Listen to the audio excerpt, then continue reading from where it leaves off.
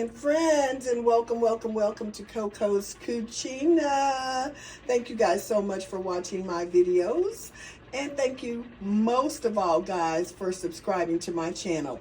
If you have not already subscribed to the channel, guys, now is a great time to go ahead and do so. All you have to do is click on the subscribe button and you will be amongst the most beautiful family.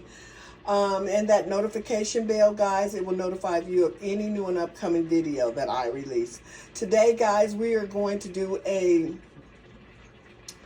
cubed up zucchini and carrot vegetable kind of medley. So just hang tight, guys. I'm going to go ahead and get this cubed up and get it in the skillet, and we are about to get this here quick dish started.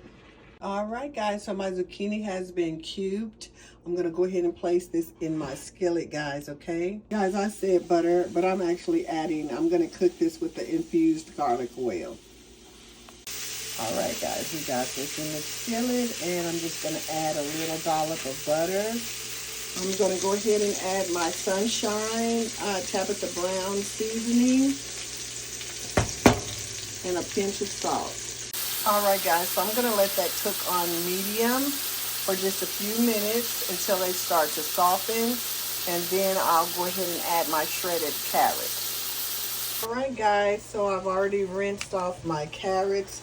My zucchini is softened. I'm just going to pour that in there and give it a nice little stir. Kind of keep it on top because it's not going to take long for those to get to the same consistency as my zucchini. All right, so we're just gonna let that do its thing for just a few minutes. We'll be right back. All right, guys, so my carrots has cooked. They're nice, they're soft, and my zucchini is done.